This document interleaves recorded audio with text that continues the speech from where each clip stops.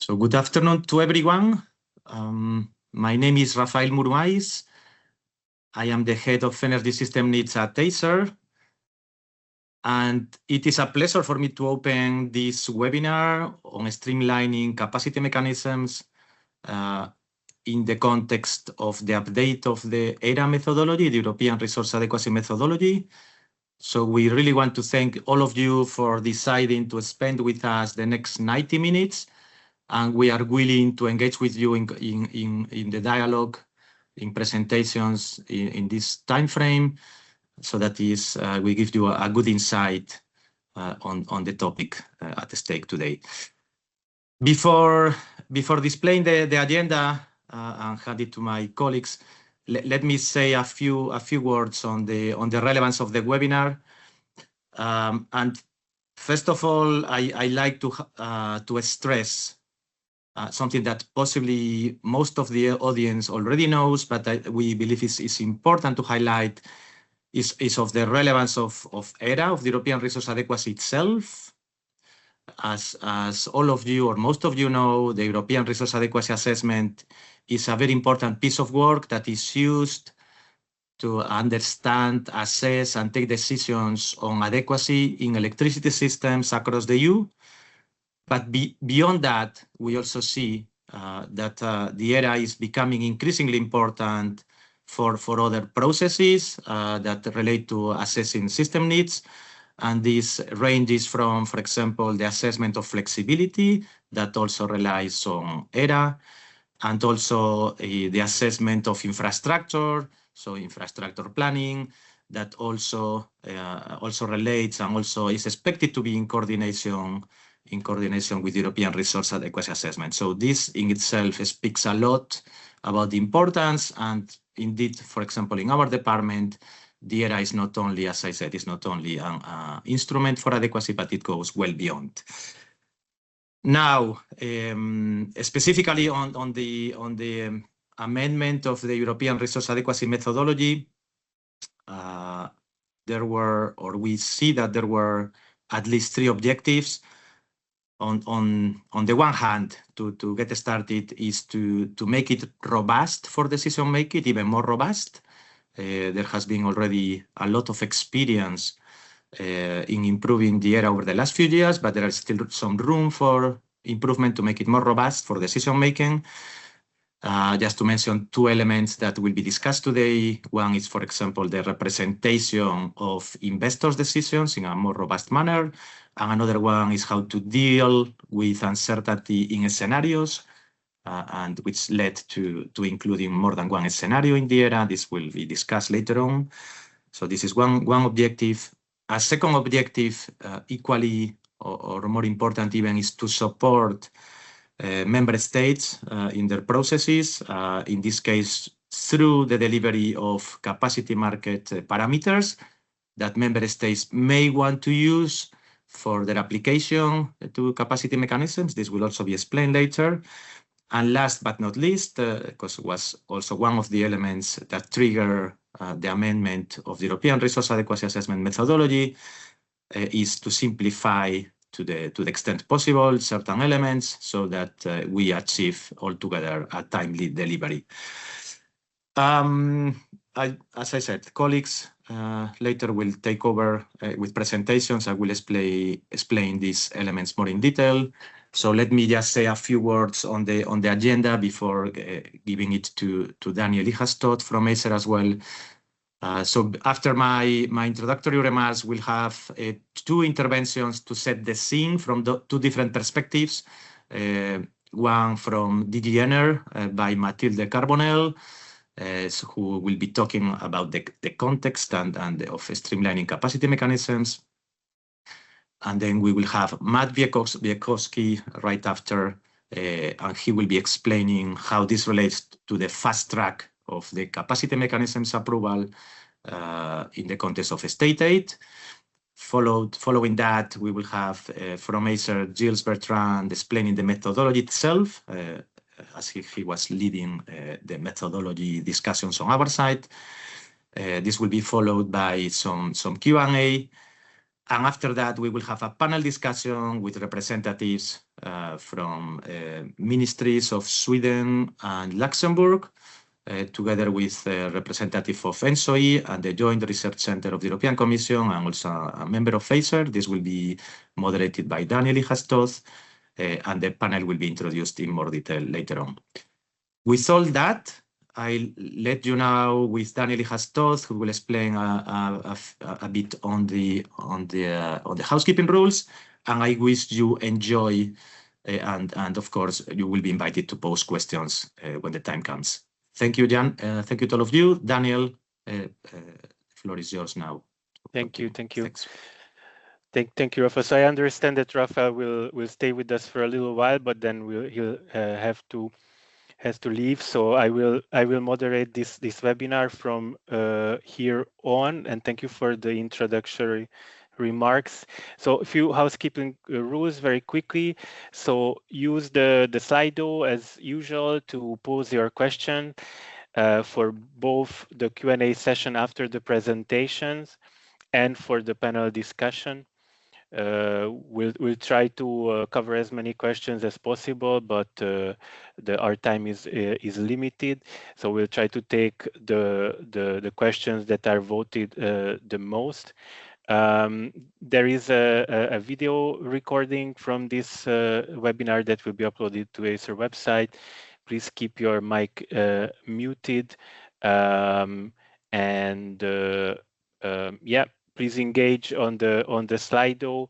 The chat here on the right side is disabled. You have the Slido link for reference, but other than that, all interaction will take in the Slido. Okay, if you wanna take the QR code with your camera, you can do it right now. And other than that, I will give the floor to Mathilde Carbonel from DG ENER to explain us the point of view and the perspective from ENER's side on the streamlining of capacity mechanisms. Thank you, and Mathilde, the floor is yours. Thank you, Daniel, and good afternoon to everyone. And thanks to ACER for the opportunity to speak with you all today. So yeah, as Rafa mentioned, with my presentation, I wanted to give you a bit more context to ACER's work. The EU's power system is changing, electrification is accelerating, renewable penetration is increasing, and flexibility needs are growing. Geopolitical pressures have reminded us that security of supply cannot be taken for granted. And so capacity mechanisms are part of this solution as they ensure a sufficient availability of capacity to meet demand in the medium term.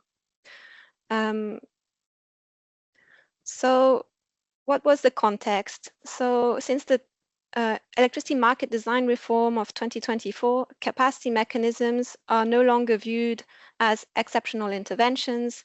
They have increasingly become part of the toolkit for ensuring adequacy during the transition.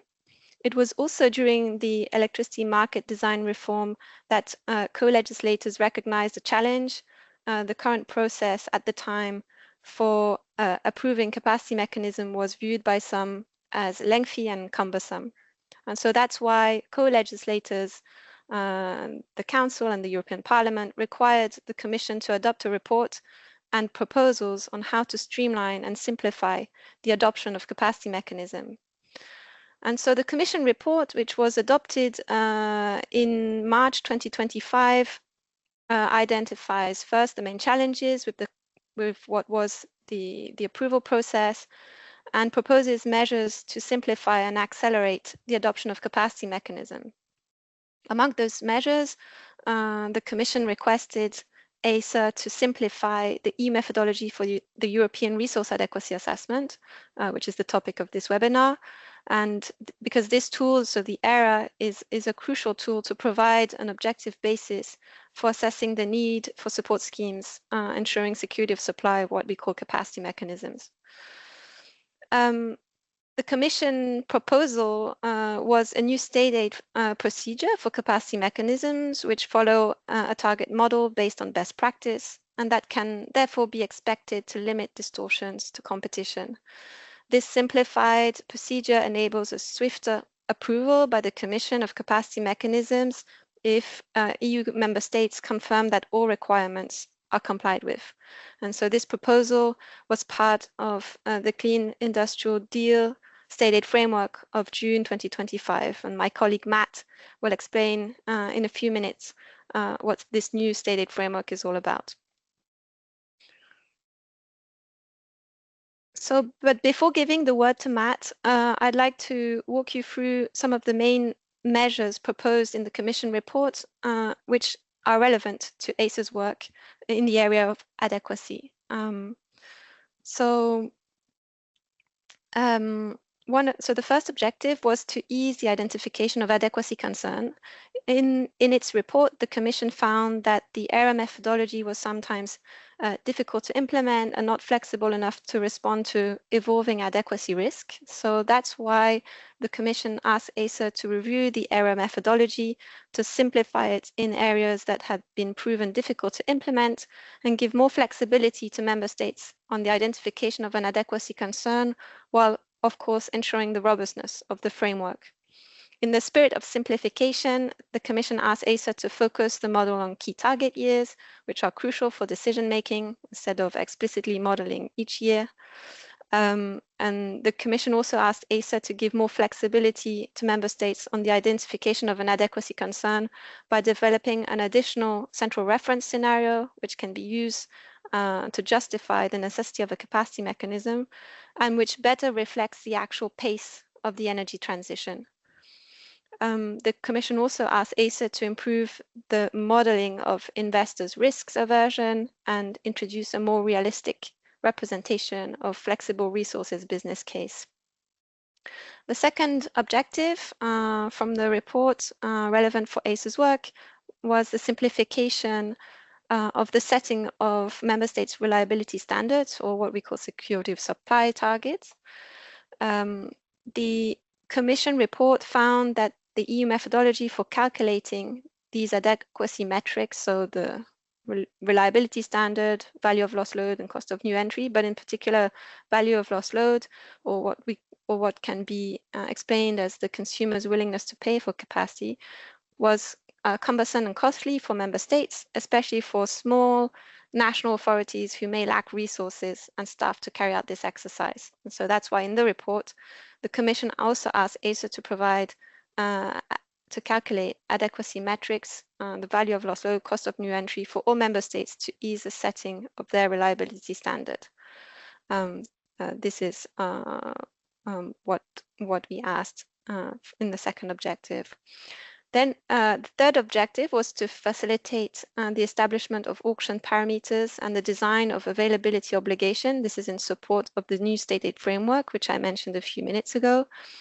In the Commission report, we identified challenges translating EU-level modeling into actionable national decisions by member states. And so that's why the Commission asked ACER to introduce capacity mechanism-related parameters derived from the ERA model, which member states can use to benefit from the fast-track process. For example, parameters identifying how different technologies contribute to system adequacy or derating factors.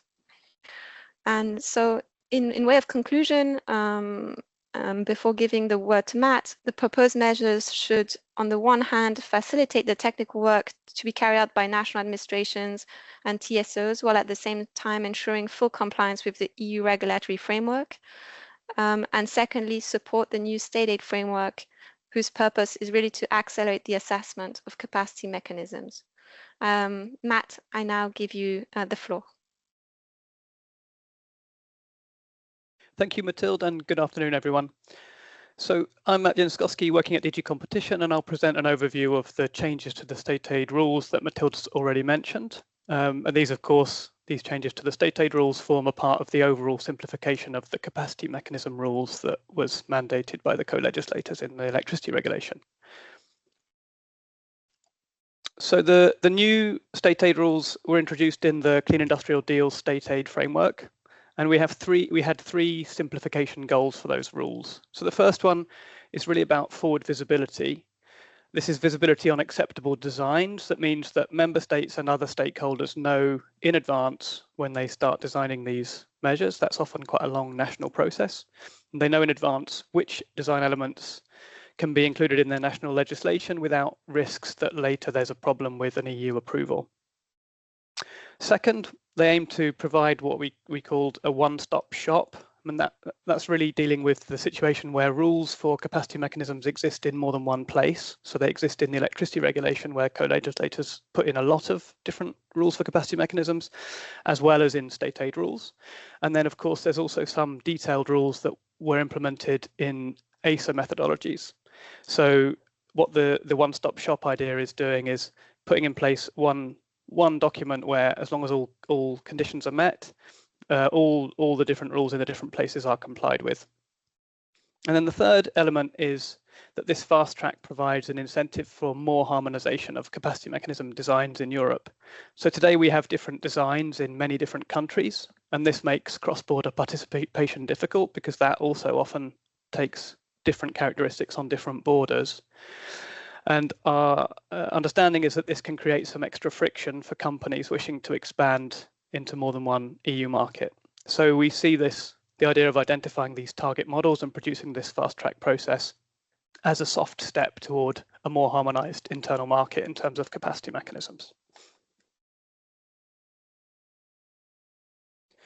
The rules for the target models take the form of a checklist, which the member state can confirm they meet. And the intention is that, because the rules themselves are quite detailed, member states can then just confirm they meet those rules, and no discussion should be needed if the member state makes that confirmation. I've got 2 slides here now just to tell you a bit about what the rules contain. So in terms of necessity, the fast track is based on ERAA, and that's why it's linked closely to the rest of the presentation today. The implementation plan required by the electricity regulation needs to be completed, and if a market-wide capacity mechanism is being proposed, member states must confirm to meet requirements in the electricity regulation that a strategic reserve was considered first. In terms of eligibility, measures should be open to all technologies that can meet objective and non-discriminatory technical and environmental criteria. And you may be aware that derating is becoming increasingly important. This is where we try to correct for different characteristics of different types of capacity to put them on a level playing field in a competitive process. And this has become much more noticeable. The derating has always been important, but much more noticeable as we've seen batteries becoming much more competitive. And so the fast track is requiring the use of central derating parameters that will be calculated as part of the ERAA process. That also provides some incentive towards harmonization, hopefully. And then market-wide capacity mechanisms need also to be open to cross-border capacity. That's in line with electricity regulation requirements and the ACER methodology for this. Moving on to proportionality, the target models require competitive bidding processes for the selection of beneficiaries and for the calculation of the amount of aid. And there are also basic requirements for penalties and testing. A new point refers to the need for the coordination of capacity mechanisms and the new non-fossil flexibility support schemes that you might be aware were introduced in the 2024 changes to the electricity regulation.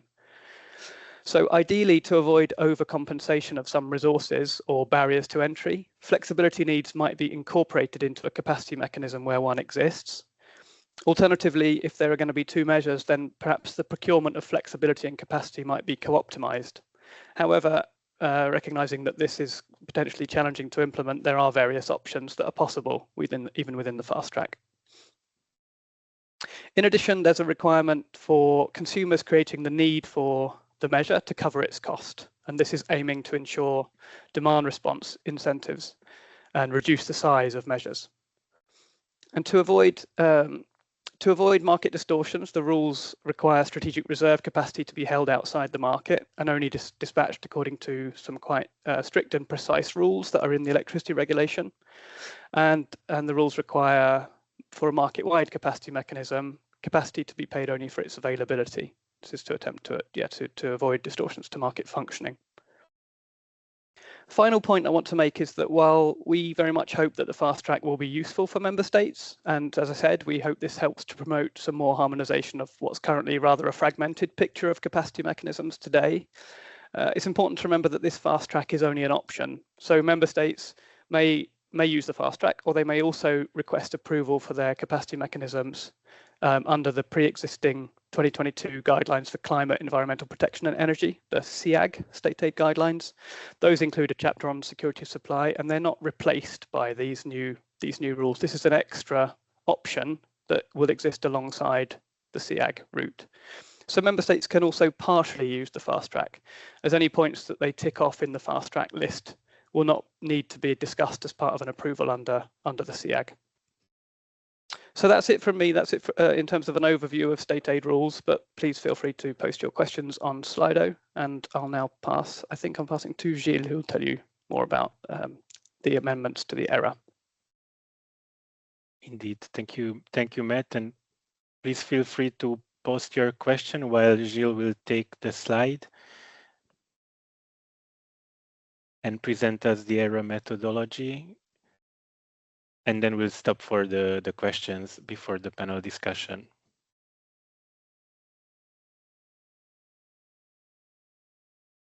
Yes, thanks, Daniel. Indeed, I will present the amendment that have been made to the ERA methodology.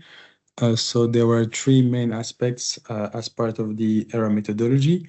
The first one was the improvement of the representation of the adequacy risk. So the idea there was to try to get to improve further the robustness of the ERA.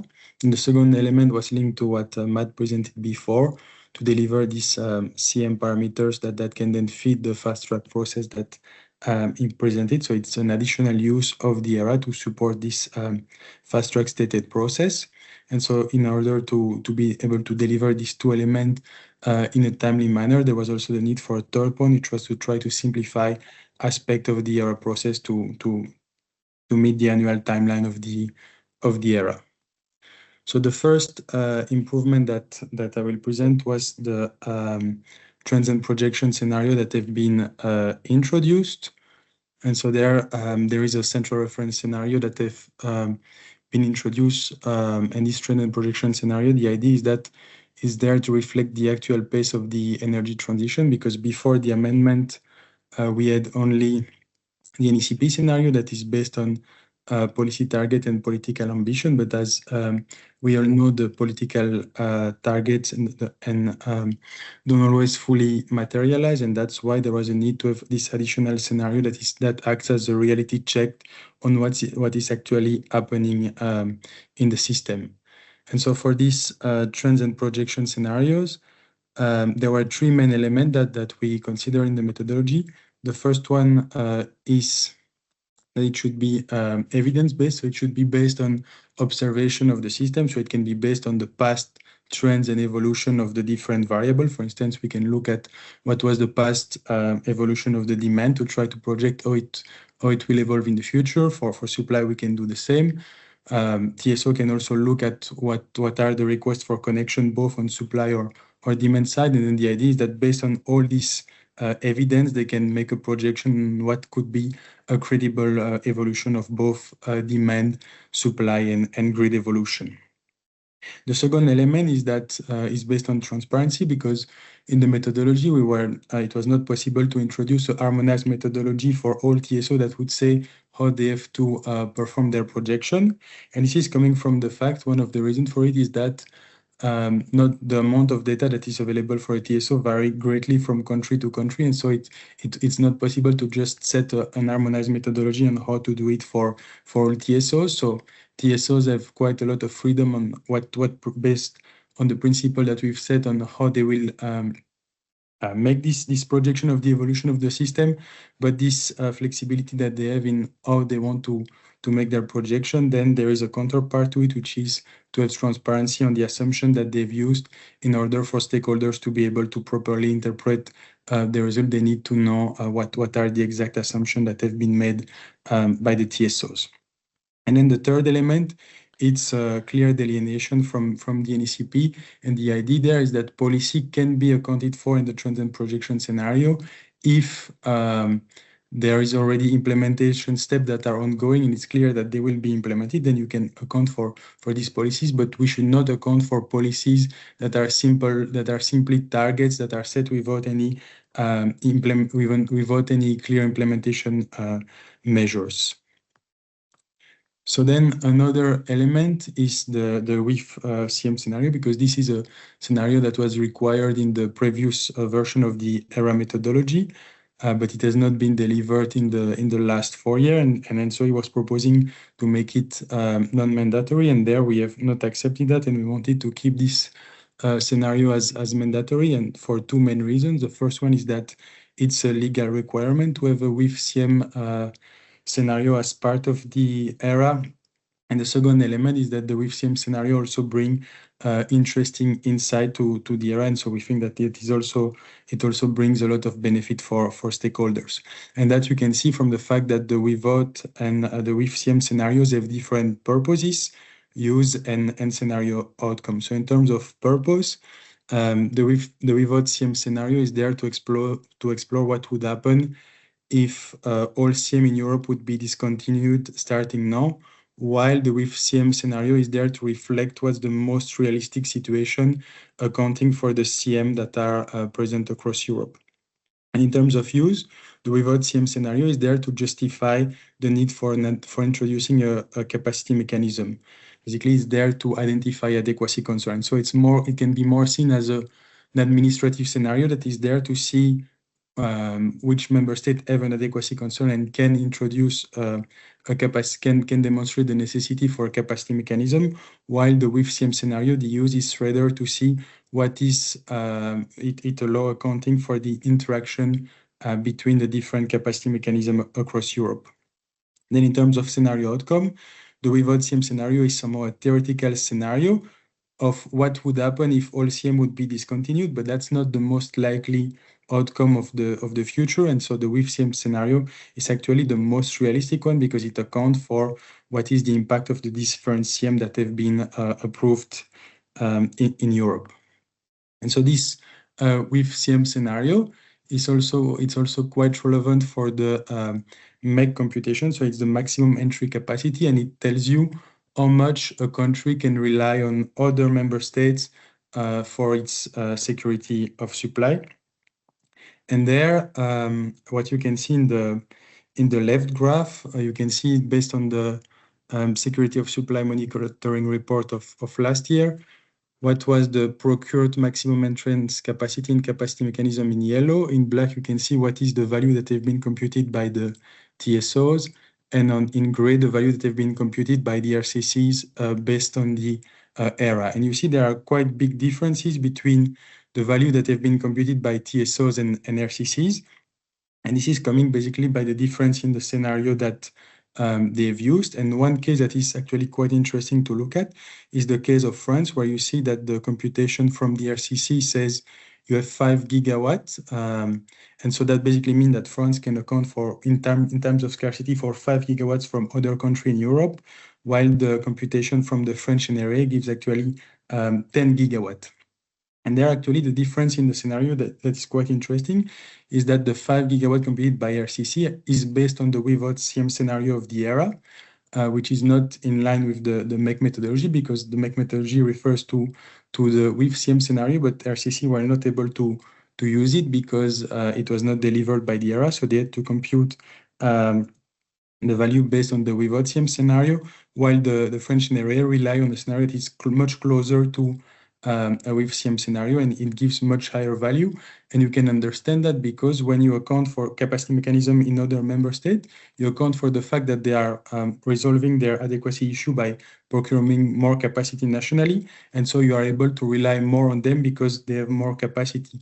And that's why it's very important to rely there on the WIF CM scenario, because when you procure capacity in a member state, you should also account for the CM that are there in other member states and the benefit that this additional capacity in other member states bring for you if you want to properly dimension a capacity mechanism.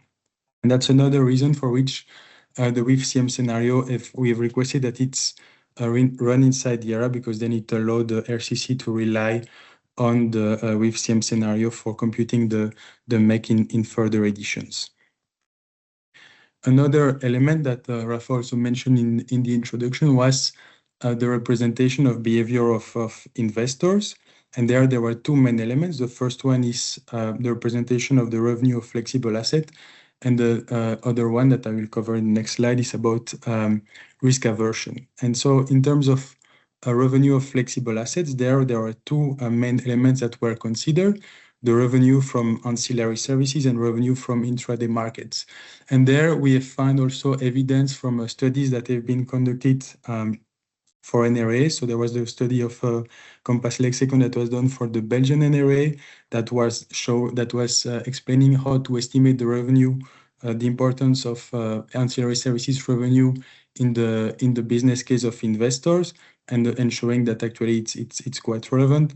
And there was the study of Chaos that was done for Tenet Netherlands for the Dutch NRA, and there it was also showing that the revenue for batteries in intraday market can be much higher than the one that they would make in the red market, and so it's worth considering the revenue from intraday markets in the business case of investors. So overall, what this tells you is that both ancillary services and intraday revenue can be quite significant for the business case of investors. And in the past, they've not been represented in the ERA. And so in order to get a more robust ERA, they should be considered in the future. And that's why we've requested that they are accounted for in the next ERA editions. So that's for the revenue of flexible assets. And the last element is about risk aversion. And what you can see on so you have two graphs here that are coming from the survey that ENTSO-E has performed on risk aversion. So they've asked market participants to answer to some question to see how to best represent risk aversion in the ERA process. And what you see in the left graph, the question was, what type of risk aversion measure do investor use? And you see that the most given answer, actually 20 answer on 21, was hurdle rates. And so some use just hurdle rates and some combine it also with other measures. And so that shows that really hurdle rates are the most used approach in industry, and that's why we've set them as the default approach. So due to this, that they are somehow the industry standard, and they are also very simple interpretable, because hurdle rates basically represent the return of investment that an investor want to get to compensate for the risk that it's facing by the investment. So it's a very interpretable numbers, because you can see it as the desired return on investment. So it's quite possible to interpret it. And then the last point is that it's quite transparent, because you have a limited amount of parameter to represent risk aversion. So that was for the default representation of risk aversion, but we also allow alternative approach if they are justified. And then the second question was how to treat extreme price event, and that is linked to the right graph that you are seeing here, where the question was how do investors consider price spikes in their investment. And you can see from the graph that actually 9 answer they consider fully price spikes, 8 say they don't account for them at all, and 3 say that they account partially for them. And so there the answer was somehow quite mixed, because you have 9 that say we account fully for price spikes and 8 that say we don't account for them at all. So it was the question was not very, very conclusive, but what we have allowed in the methodology is the possibility to have an extra consideration, have an additional risk aversion approach to consider extreme price event, and that can complement the basic risk aversion measure that is through hurdle rate, and as long as double counting is avoided.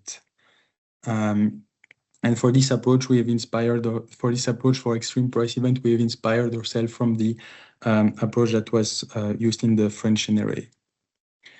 Then for the second part of the second main element of the methodology, which was to deliver the CM parameters to support the CSAF there, it's an optional service for member states. So we compute and the ERA compute and publishes CM related parameters. And there are two use cases for member state. Either they want to use these parameters to apply for the CSAF, or they just want to have additional adequacy inside. And so there are three parameters that would be computed. The first one is the rating factors. And so it represents the contribution of a technology to meeting a resource adequacy requirement in a member state.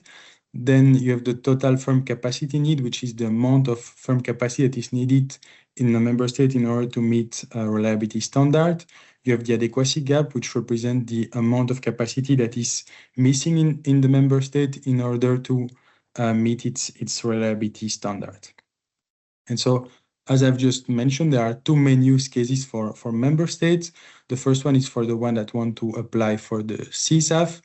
And so there they can use directly these ERA CM parameters, so they don't need to compute it themselves. So that can save time and reduce the computational burden on them. Because when you want to compute CM parameters, a significant portion of the difficulty is on handling the very large data set that is coming from the ERA. And there it's easier for ENTSO-E to handle this data set because it's the data set that they have produced, and they already have all the tools in place in order to be able to handle the data set. While if a member state have to start from scratch and handling this very large data set, that might be quite complex and also prone to error due to the large amount of data. And then, so that's the first use case for the member state that want to apply for the CSAF. But the publication of these CM parameters can also be for all the interested member states, the one that want to have additional information on their security of supply. And so there are two main parameters for that. The adequacy gap then would provide them an indication of the missing capacity in their member state. So that's a good complement to the LOLE measure that they currently get from the ERA that tell them how many hours would there be shortages. The adequacy gap will tell them what would be the size of the shortages that would take place and what is the amount of capacity that is missing for them in order to meet their reliability standard.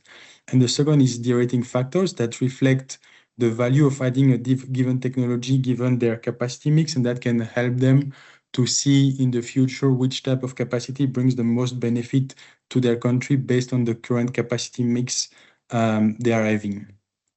And so these are for the two main use cases, but it should be seen that member states keep full flexibility because these parameters that would be computed from the ERA are non-binding. So even if the CM parameters are computed for a member state, the member state remains free to either not have a capacity mechanism, or if it has a capacity mechanism, use other CM parameters that could come from its national resource adequacy assessment. So the publication of these CM parameters is completely non-binding for member state, and they keep full freedom on how they want to use them or not use them. And we've also introduced the possibility of opt-out in the methodology, which means that member states that don't want these parameters to be published for them may request ENTSO-E not to compute it for them and then not to publish them in the ERA.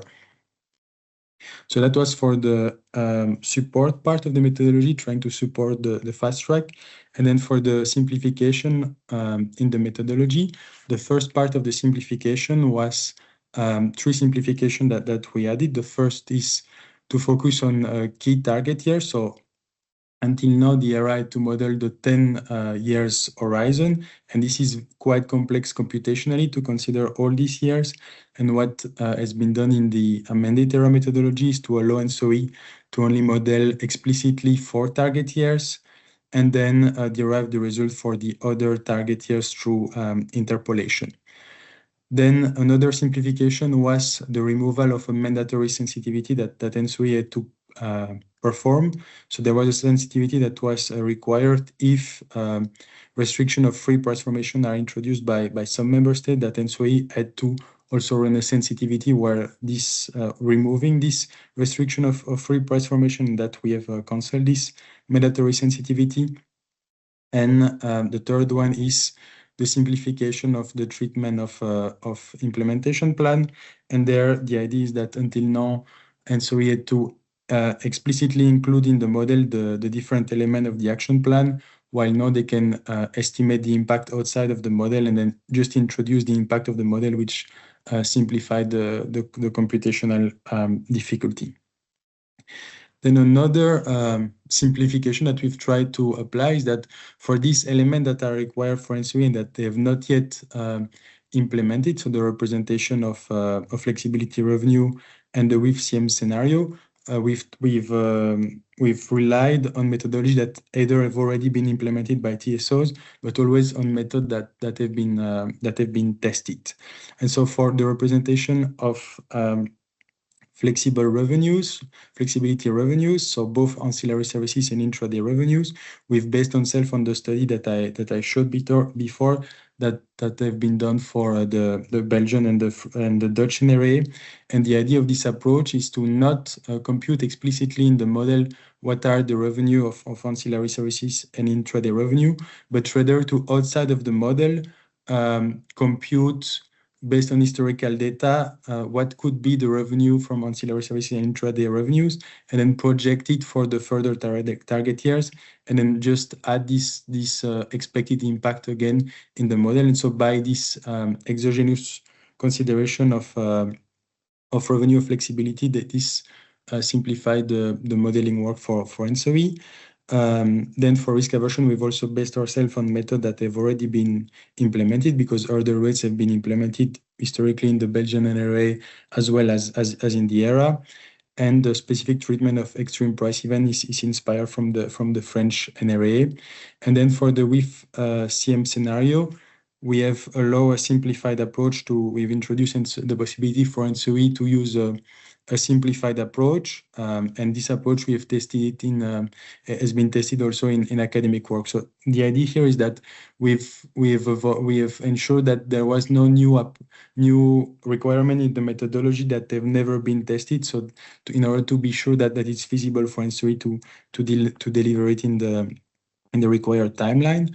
And then the last element, the last simplification, and that's also tell you what are the next step, is the implementation timeline that we have introduced, which is quite progressive on the 4 elements that I've mentioned, 4 additional elements that needs to be delivered. So the CM related parameters, then they have to be delivered as part of ERA 2026 because it's a post-processing of the result of the ERA. On the trends and projection scenario, this is for ERA 2027 because it was not feasible to do it for ERA 2026 because the data collection from TSO had already started. For the WIF-CM scenario, it's a progressive effort. 6 months after ERA 2026, and so it's required to realize a proof of concept of the WIF-CM scenario. And then for ERA 2027, they have to implement the WIF-CM scenario for 1 target years, for ERA 2028 for 2 target years, and for ERA 2029 for all the target years. And for the consideration of ancillary services revenues and intraday revenues, there also it's a 2-step approach for ERA 2027.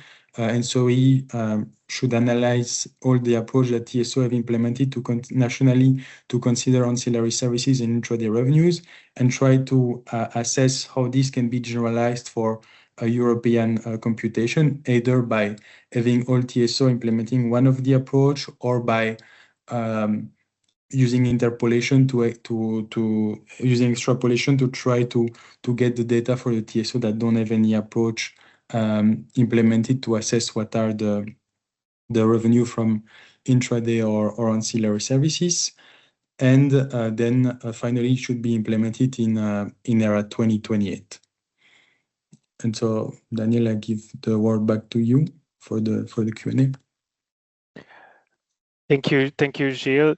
Indeed, we will stop now for 10 minutes for a short Q&A to Mathilde, Matt, and Gilles. So the Slido questions that you posed in the meantime were released, so you may want to add and also vote. But let me pick a first one to Mathilde already.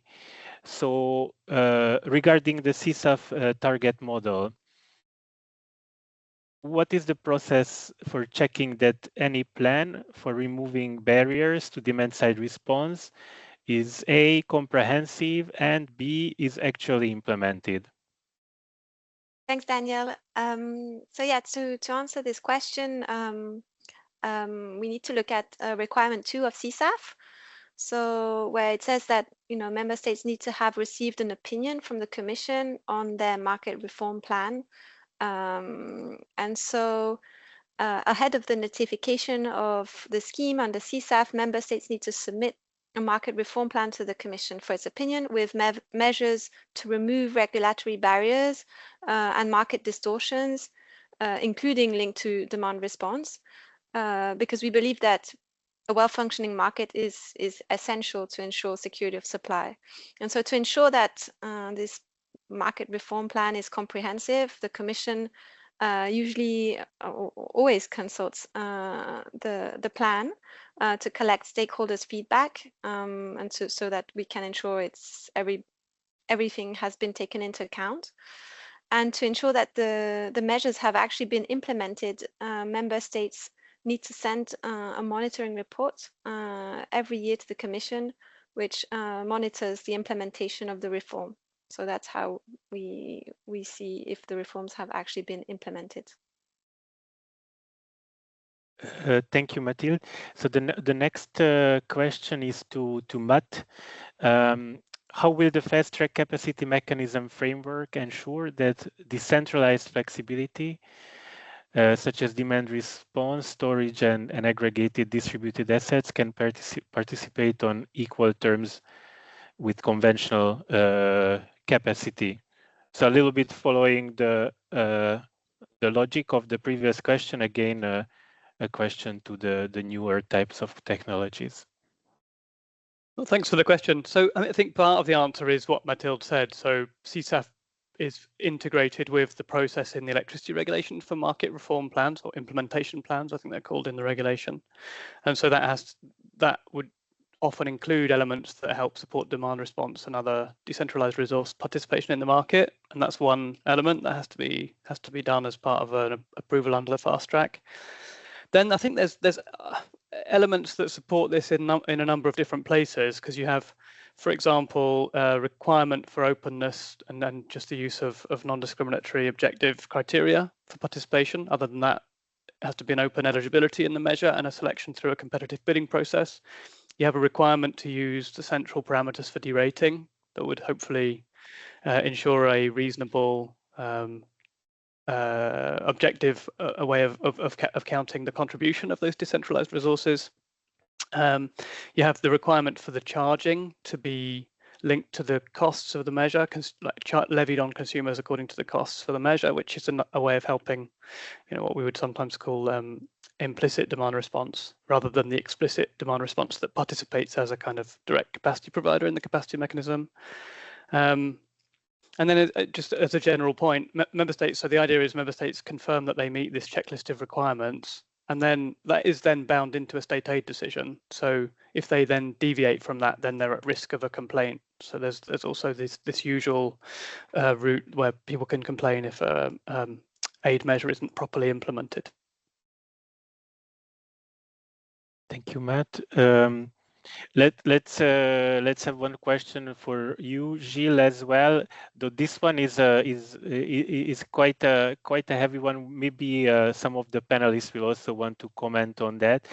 So the question is this: how can Europe avoid cumulative, costly over-procurement if several member states introduce capacity mechanisms based on ERAA, while the ERAA still lacks the central reference scenario, the WITCM scenario that you mentioned, reflecting that reality?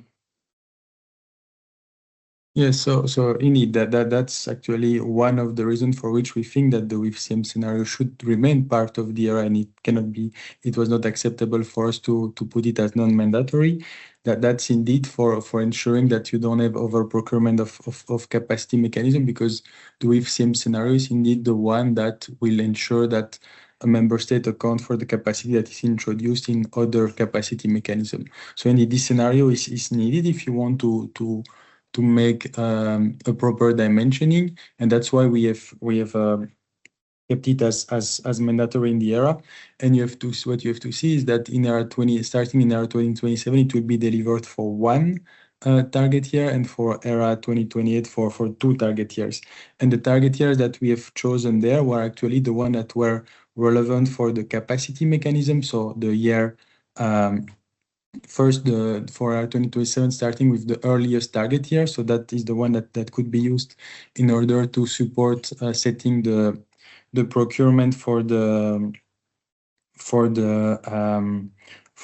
shortest, the shortest delivery, so the year plus one auction in capacity mechanism usually, and then the other target year that would be the one that would be supporting the selection of the volume for the year plus four capacity mechanism. And so indeed, this, if we want to do it perfect in the best way, we need to have this with CM scenario. Then the point is that indeed we had in the methodology, as this will only be delivered in 2027, in ERA 2027 for one target year, we needed to have a transitional period that allow using the without CM scenario until then. And then there is just two options that were available. Either we allow this transition, and then the member state can contract based on the without CM scenario, even though that might not be the most optimal scenario, or we don't allow member state to use it. But then if we would do that, then that means that the member state that don't have an ERAA would not be able to introduce a capacity mechanism in order to ensure their security of supply, which would be detrimental. And that's why we thought that the pragmatic approach was to allow using the without CM scenario until the with CM scenario is finally delivered in the ERA. And as a last note on that, you still see that usually you have two auctions that procure capacity in a capacity mechanism. You have a year plus 4 auction and a year plus 1 auction. And so for member state that would start using the ERA now, it would first run a year plus 4 auction, and there it would maybe do it based on the without CM scenario that would potentially over-dimension the capacity mechanism. But then you would have the year plus 1 auction that would come later when the with CM scenario would be introduced, and there you can basically correct the volume at that time by procuring less in the year plus 1 auction. So we saw that the approach that we have introduced to allow this transition on the without CM scenario was a pragmatic approach. Thank you, Gilles. Indeed, so in summary, I guess we see that super important to control cost and be more efficient, but as a bridge, the current approach is not too bad, to put it simply. But let's have a last question, because we have 1 more minute to Matt on the process. If you can explain the procedure to have a mixed CEAG and fast track approach for the time being, and how that would work in practice. Yeah, so the way it would work is that the legal basis for the decision would be the CEAG. So we would have to make a full assessment under CEAG.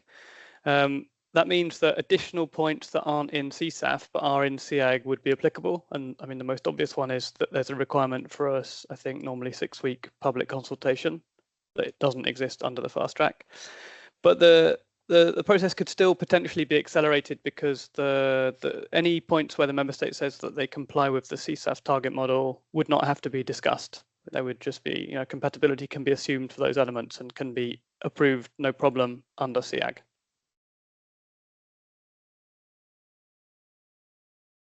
Clear.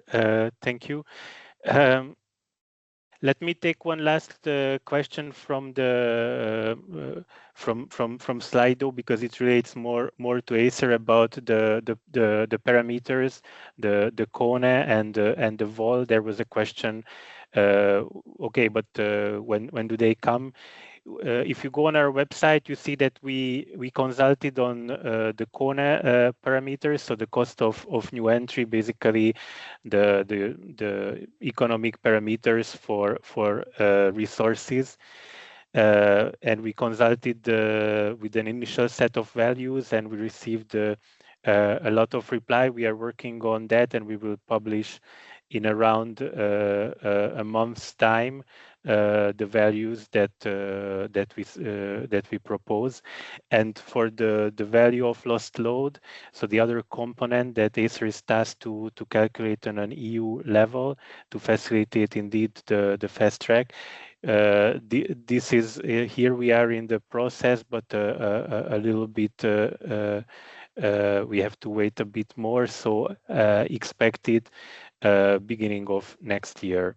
So cost of new entry in a few weeks, very shortly, and the value of lost load beginning of next year. Now let's move to our panel discussion. So please, the panel members can switch on their camera. So very welcome, Victoria from the Ministry of Climate and Enterprise from Sweden, William from ENTSO-E, Georg from the Joint Research Center, Kevin from the Ministry of Economy, Luxembourg, and we keep our trusty Gilles in the roster, of course, in case there is some deep question on the changed methodology.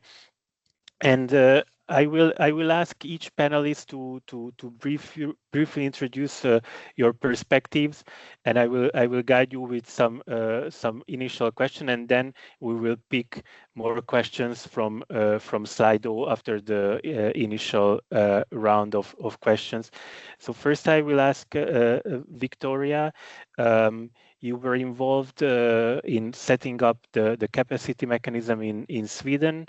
So could you share your experience in using ERAA to assess the risk, the adequacy risk, and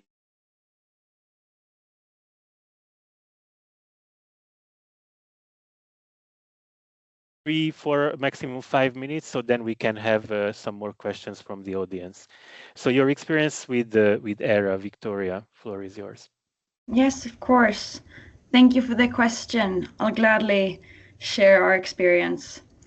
So in Sweden, we are observing adequacy issues, most particularly in southern Sweden, in our two most southern bidding zones. And this has been observed both in the NRA and in the ERAA. And we can also see that the adequacy risk is increasing year by year. So yeah, the problem is worsening. And based on that, we got an approval for a state aid measure in the form of a strategic reserve this last summer, 2025.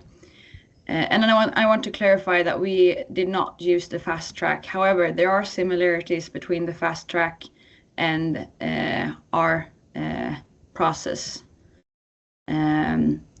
So we got the approval during the summer, and then the TSO contracted the strategic reserve for the upcoming winter of 350 megawatts.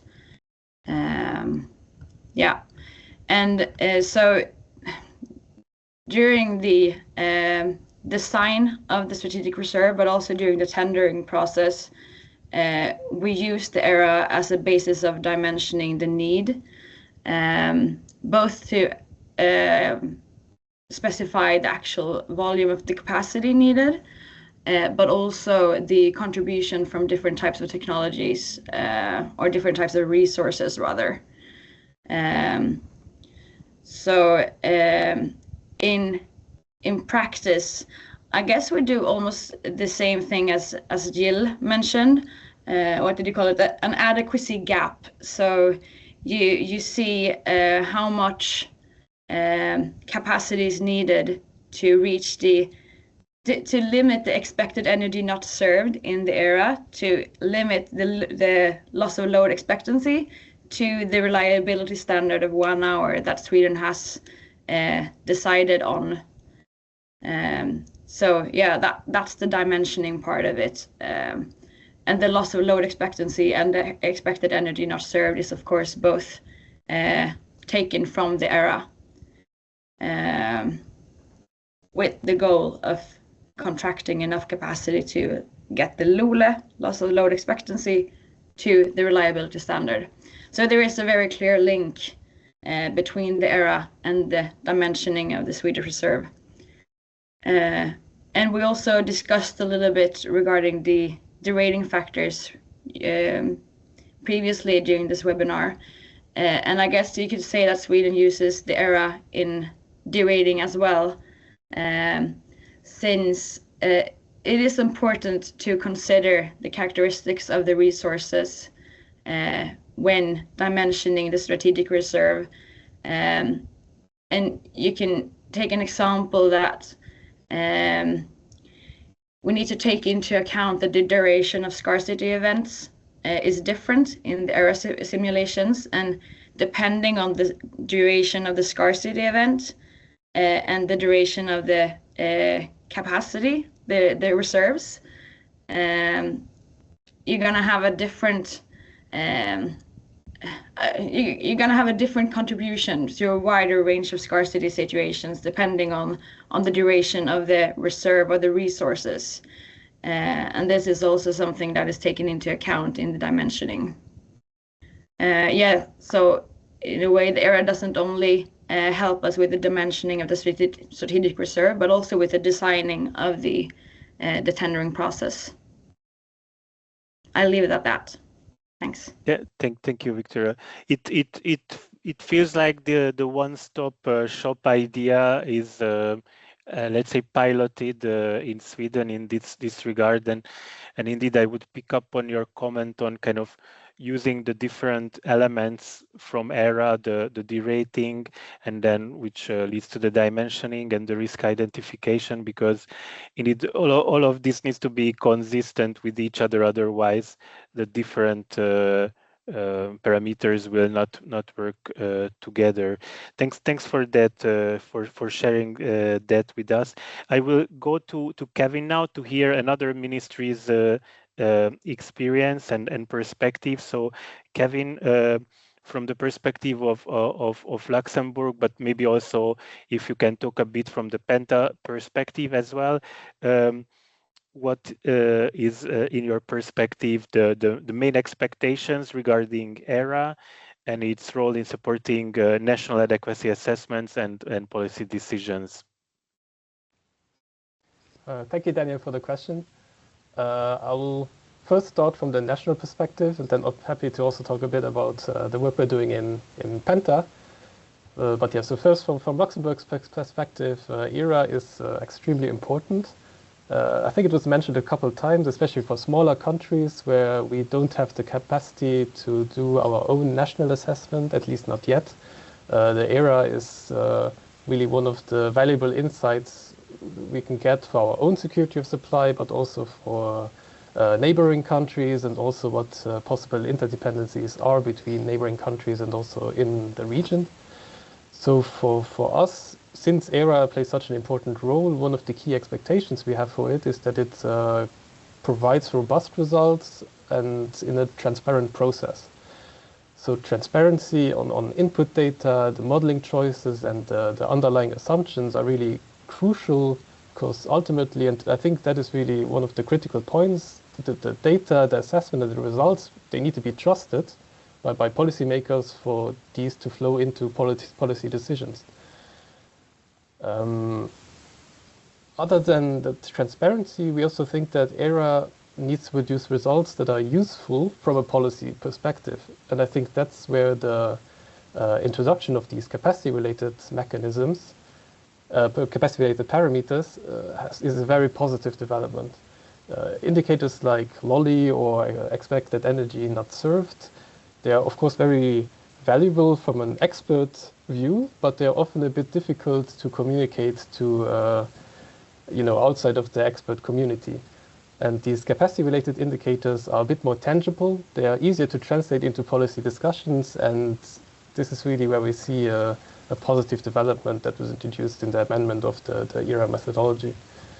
Also regarding the transparency and usefulness of ERA, I think we can commend ENTSO-E that they have really made some important steps in the recent ERA editions, improving the quality of the assessment itself, but also improving their reach out to stakeholders and overall improving the transparency of the process. And then from a more regional perspective, we think ERA can play a crucial role in understanding the security of supply in the region, and that it can kind of serve as a baseline or a basis for national resource adequacy assessments, but also how these national resource adequacy assessments play together and what cross-border dependencies are. And that's really where we see, again, these capacity-related parameters that were introduced. These can offer a common baseline between these national assessments and can enable a better comparison between national assessments and also improve the visibility of cross-border adequacy concerns and cross-border interactions. And we really think that ERA could play a central role in the future, from moving towards more coordination, and possibly can play really a central role in implicit cross-border participation of capacities. And then, regarding the regional coordination, in Penta, the Pentalateral Energy Forum is a voluntary cooperation between 7 countries, including Luxembourg. And in a Penta statement that was released in December 2024, Penta ministers agreed to launch a study on reliable capacities and how they can support a resilient electricity system. This study was launched and finalized. It will be published soon. No, it's not published yet, but I can give a bit of a sneak peek of the results. So the study looked at regional coordination of capacities and on the different capacity expansion approaches. So where a country might have a bit more of a conservative approach and they might account for even external shortfalls, or if the opposite, that the country has a bit more of a dependence and they assume that there will be imports from other countries to solve their shortfall. And you end up with a situation where either you have an over-procurement or under-procurement in these 2 extremes, but the consultants then find that there is there's a middle ground. If countries coordinate together, you can actually have a same level of security of supply as a conservative approach, but as a reduced capacity need and therefore reduced costs to electricity consumers. And in Penta, we're currently in the process of discussing how we can incorporate the findings from the consultants and how we can move forward in our Penta work towards the coordination of reliable capacities. And the study will be published soon on the Benelux website if you're interested.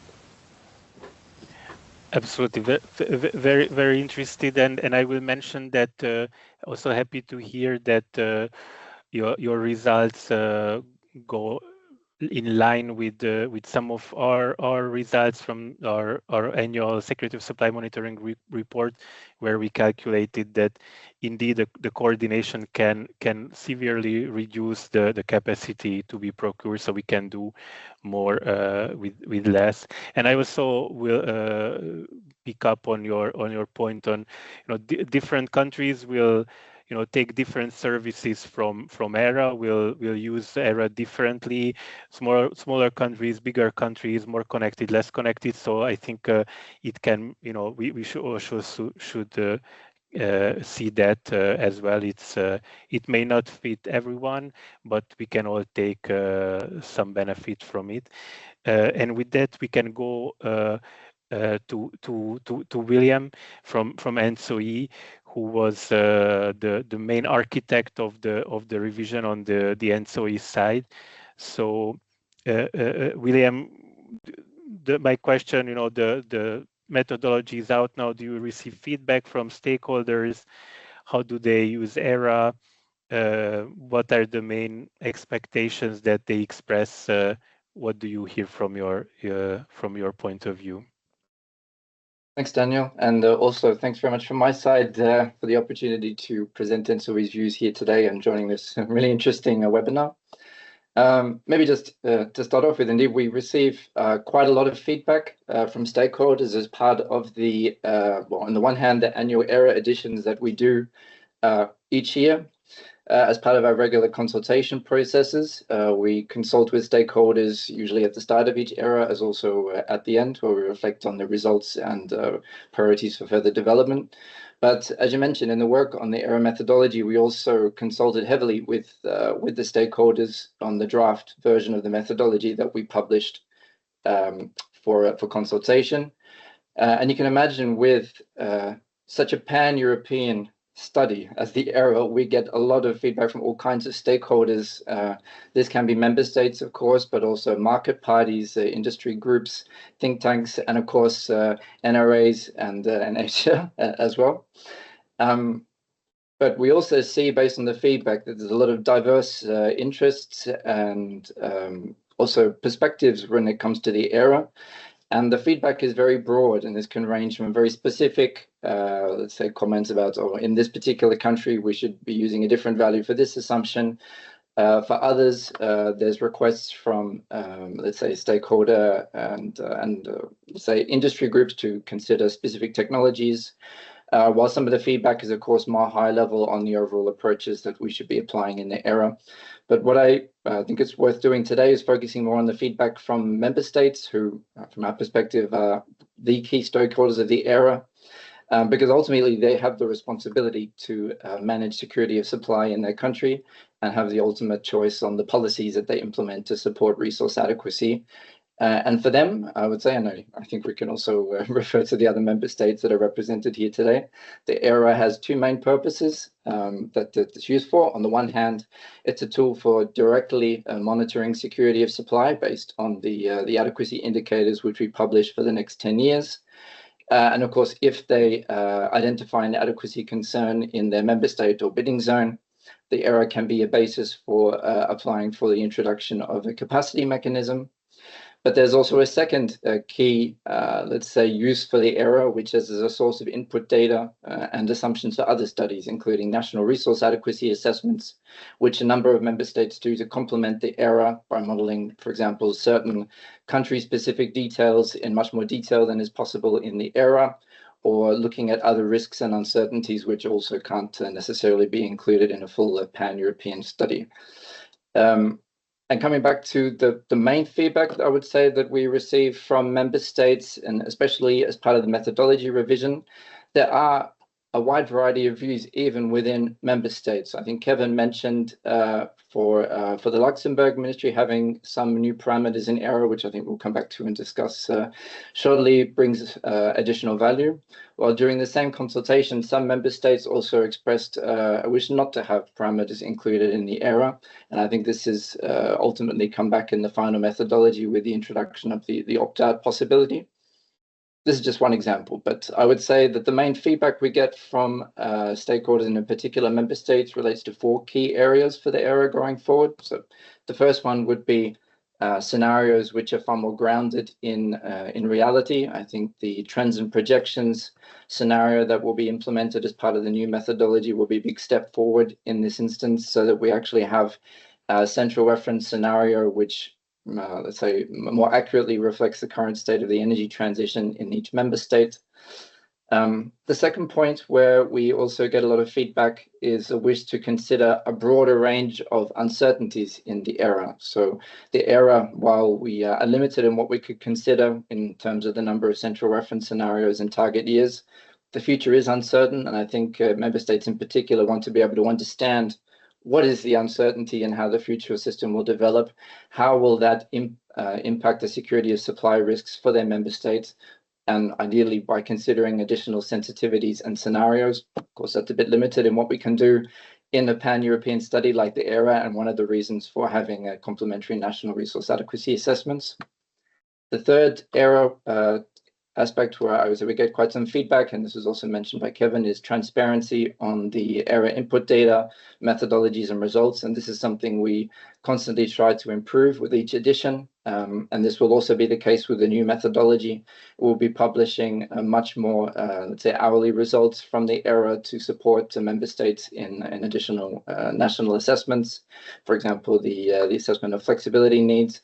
And I think this also in the longer term will help, let's say, instill confidence in the ERA results and bring more value to member states. And the last one, where we also receive a lot of feedback for, and it shouldn't be underestimated, is timely delivery of the ERA. So even with the amended methodology, the requirement for the ERA to be delivered on an annual basis still remains. And this is important for member states so that they can, let's say, monitor their adequacy risks in a timely way, so they can make important decisions when they need to, and also use the ERA inputs and output results to support other national studies, which often also have very strict timelines for national adequacy assessments. So in that context, I see we really do try to take into account this feedback where we can and enhance the value of the ERA to member states as our key stakeholders. And with the amendment of the ERA methodology, of course, the role of the ERA will expand compared to what it has been until now, with a number of different aspects, such as the calculation of the CM parameters. For those member states which ultimately choose to rely on one of the ERA central reference scenarios to identify an adequacy concern and potentially use it as a basis for dimensioning and parameterizing their capacity mechanism, of course, if they have an adequacy concern identified, right? I mean, this is a key requirement for this, as well as that they have indicated they don't want to opt out of the calculation of their parameters as part of the ERA. But in this point, I would also say that, as Gilles explained, there were a number of elements in the ERA methodology that were simplified. For example, the number of target years. Our assessment is that with all of the amendments which came in, the ERA will actually become more complicated over the years of the implementation, when all of the different features that have been added in have been fully implemented. For example, the with CM scenario, we can come back to that and discuss it after, I'm sure. This is an incredibly complex scenario to build.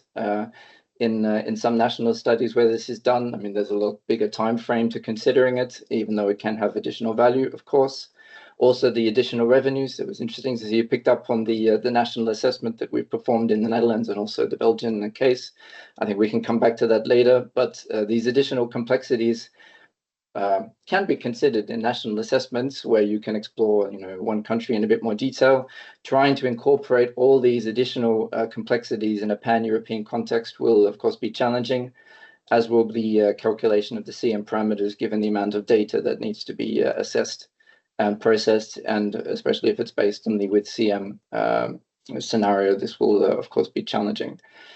And given all these requirements, timely delivery of the ERA will still remain a priority, and this won't change with the amended methodology if more countries are looking to the ERA to use as a basis for capacity mechanism parameters. I think if they want to perform auctions, being able to deliver these parameters in a timely way also becomes important for those member states that may use the ERA as a basis for capacity mechanisms. But there may be other member states who don't rely on it for those parameters, but they do rely on it for, say, identifying adequacy concerns or as input data for national studies. So from our perspective, we're committed to improving the ERA where we can, but we need to really balance this trade-off between the added complexity and also ensuring timely delivery. That's why the stepwise implementation plan that I think has been included in the methodology that we will strive to publish in June, how we plan to implement all of the new features. For example, the with the proof of concept. William, sorry, we have to slowly wrap up. But I just so we have time for at least one question from the audience, but I take that and I confirm, because I see it very closely for many years. ERA is a marathon that never ends, because the time you are in the finish line, a new marathon starts, because it's an annual product, and indeed, as the market design becomes more complex, with capacity markets being part of the design, and the technology mix also becomes more complex with all kinds of flexible technologies entering the mix.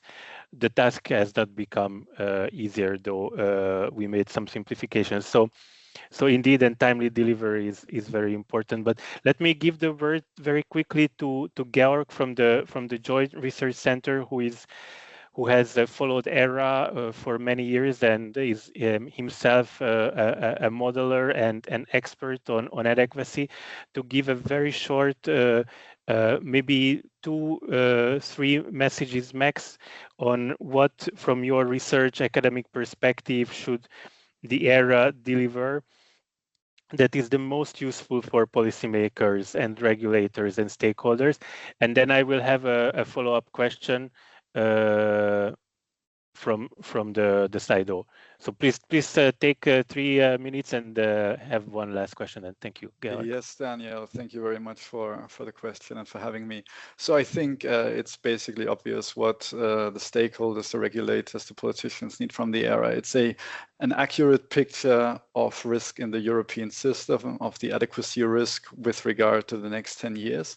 And this means that the ERA needs to depict as accurately as possible how the system will evolve. And this means as well, as Thiel already highlighted very well, we need the scenario with capacity markets, because this is the scenario that is most aligned with the likely evolution of the system, because there are capacity markets, capacity mechanisms in Europe that are going to stay in place for a foreseeable future.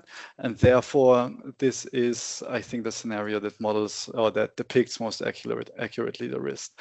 Besides this, I think consistency is key among all fronts. So I think on the one hand, we need to have one or maybe more than one, but a consistent way of depicting risk aversion from the investor side. So there have been a couple of scenarios in the past, sometimes playing with the weighting of scenarios or with weather scenarios or with price caps that were introduced that were not really reflected in the market design. So I think here it's important to have a robust way of modeling risk aversion through hurdle rates, for example, through other approaches that are scientifically robust and proven. This is absolutely key. And then the last point I will make for the sake of time is one dear to my heart, as I've been working for years on the ERA, is I think we need to also still work on consistency between the economic viability assessment and the ED, because at the moment these 4 weather scenarios, if I'm still informed correctly, that are modeled in the EVA, I think they are not enough. Investors have access to the full PECD, so they know all weather scenarios that are included. So this must also be the aim, to have basically the decision basis for investors reflected as accurately as possible. I know ELIA has done great work on this with their iterative capacity expansion based on revenues and costs. So I think we can go into this direction, and this is really how we improve the ERA to make it as consistent as possible and as meaningful also for decision makers, for investors and other stakeholders. Thank you, Georg. You mentioned risk-taking, risk assessment of investors, and there are 2 questions actually on this topic. So let me follow up on that. The first question asks about hurdle rates. So hurdle rates is the risk premium that in the ERA model is added to the basic cost of capital, so to add some risk premium. And the question how it is defined, and how to avoid the conservative assumption that could lead to over procurement. And then there is a related question on price spikes, extreme price spikes, how they are considered. What is the exceptional measure in addition to hurdle rates in ERA? So, but you can take it broadly. Maybe I ask you first, Georg, if you want to add anything to what you already shared on this topic, and then we can go to Gilles and we'll. Yeah, I think maybe just on the hurdle rates, they take basically into consideration the distribution of revenue. So if you have an average revenue that covers your investment, but all of the revenues occur in one extreme scenario, then you have a higher hurdle rate because there's a higher risk that this extreme scenario, this extreme weather year will not materialize. And if you have basically saying if you have a certain amount of price spikes every year, very evenly distributed, then this would result in a lower hurdle rate. So you would actually need less to refinance your investment because you don't have this risk premium that you need to account for. I hope this is general enough. And I also want to give Gilles still some time to come in. We have to keep the time very strictly. So 2 minutes, Gilles, sorry for that. And then we can hear from Will a last words. Maybe I can then take the second question on the extreme price event. So what we have introduced in the methodology is this approach that is inspired from the French ERAA. And basically there the idea is to look at all the weather scenarios that you have. And then from there you will compute for all of these years, you will compute what's the total revenue. You will rank them and you will basically discount part of the one that gives the most positive revenue. And so, for instance, this is basically there to represent the fact that an investor might not want to make an investment if all its revenue that it's expecting would only be coming from a very extreme year where you would have a lot of nuclear unavailability or a very long Dunkerflotte event. If you would have all your revenue coming from these extreme events, then the investor would not consider them. And so by discounting these extreme years, basically this approach allow reflecting this in the model. So that's why we introduced this approach of the French ERAA that we thought was interesting. Thank you. Will, any comment on the topic? I know it's dear to you, so that's why I didn't want to skip you. I think we could speak about this for an hour or more. I think so. Indeed, I would say the risk aversion is one of the let's say the main challenges of the era, and part of the issue is that there's no way to really say if you're doing it right or not. I mean, there's so many uncertainties in how the future system will develop, how many uncertainties in how investors make their decisions. There are heterogeneous investors. So I think when it comes back to the feedback that we have got consistently through all of the ERA editions from not only from investors but also from other stakeholders, is that investors don't base their investments on a few hours modeled for the next 5 to 10 years based on price spikes, which are really, really uncertain. I mean, it's not the investors themselves who choose not to make a decision on this. It's actually the fund providers, the debt providers, the banks, who aren't comfortable lending to new projects based on these, let's say, extreme price signals. So from our perspective, we're looking at, let's say, the risk aversion modeling in the coming years.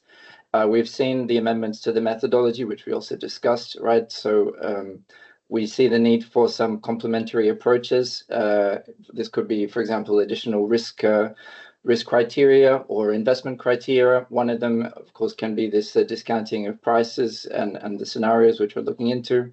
But we also know that in practice, investors also use different kinds of investment criteria, like the debt service coverage ratio. These are things we want to explore further to make sure that in the longer term, we can robustly model investor risk aversion to not overestimate, but also not underestimate these adequacy risks as well. So.